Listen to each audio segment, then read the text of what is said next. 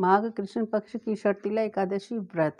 एक समय दालम्य जी ने प्रजापति ब्रह्मा जी के पुत्र पुलस्त्य जी से प्रश्न किया कि हे प्रभु, क्या कोई ऐसी शक्ति भी है या कोई उपाय है जिसके करने से ब्रह्म हत्या इत्यादि के कुटिल कर्मों से के पापों से मनुष्य सरलता पूर्वक छूट जाए। भगवान, यदि सचमुच ही ऐसे कोई उपाय हो तो कृपा कर आप मुझसे कहिए, मेरी सुनने की महती इच्छा है।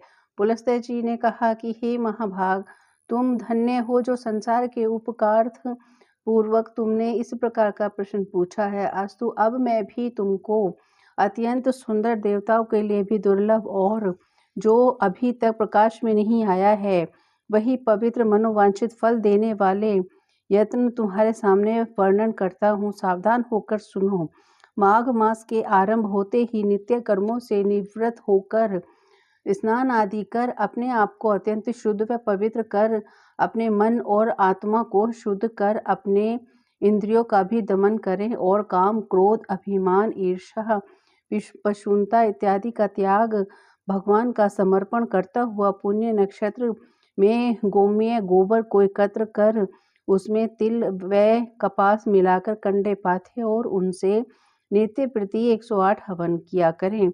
इसी प्रकार जब माघ कृष्ण दशमी का दिन आवे तो पूर्वाषाढ़ा नक्षत्र हो और मूल नक्षत्र हो, उसमें नियम पूर्वक मन को शुद्ध कर भगवान का पूजन कर और एकादशी के दिन एकादशी का व्रत कर रात्रि में कृष्ण नाम का संकीर्तन करते हुए जागरण करें और दूसरे दिन द्वादशी को भी स्नान कर विधिवत श्री भगवान कृष्ण का चंदन, अगर, कपूर, फूल, मालाओं द्वारा श्रद्धापूर्वक पूजन करें।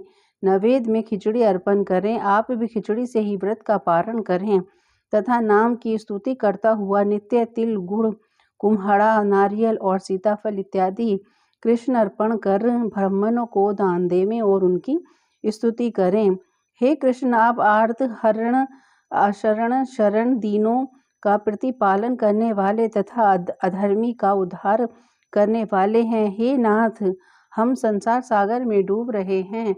हे पुंडरीकाक्ष भगवान भव्य भंजन, हमारी रक्षा कीजिए। फिर श्री कृष्ण अर्पण कर भगवान को जल से भरे हुए घड़ों का दान करें। छाता और जूता इत्यादि देवें। तिल स्नान कार्य एवं भोजन में अत्यंत ही शुद्ध और पवित्र हो। तिल दान करने वाले को तिल के एक खेत में जितना तिल उत्पन्न होता है उतने वर्ष पर्यंत स्वर्ग में निवास करने को मिलता है। अस्तु, तिल स्नान इत्यादि का उपटन, तिल का भोजन और तिल का दान यथाशक्ति अवश्य करना चाहिए।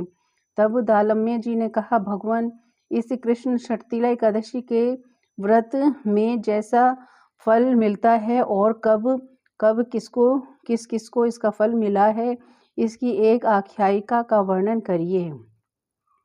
पुलस्त्य जी ने कहा कि हे ब्राह्मण, किसी समय मृत्युलोक में एक ब्रह्माणी रहती थी। वह सदैव ही धर्म में रत रहा करती थी और व्रत में अत्यंत अनुरक्त रहा करती थी। प्राय प्रतिदिन कोई न कोई व्रत करती थी, मगर कभी स्वपन में भी दान नहीं दिया था।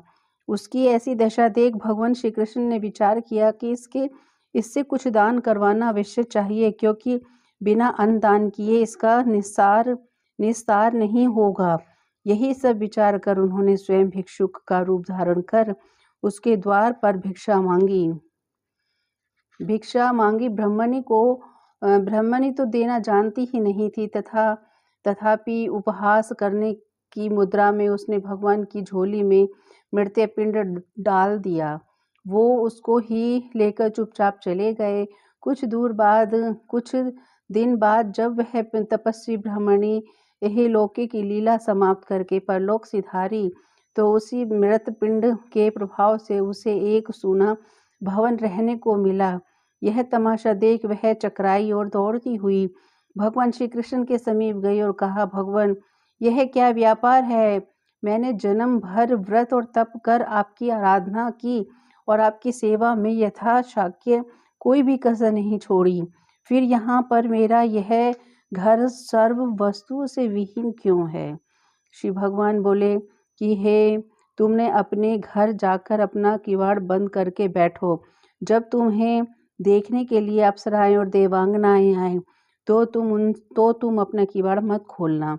जब वे किवाड़ खोलने को कहें तो तुम उनसे कहना कि यदि आप लोग मुझे सटतिला एकादशी का विधान, पुण्य एवं फल सुनाए तो मैं दरवाजा खोल दूंगी।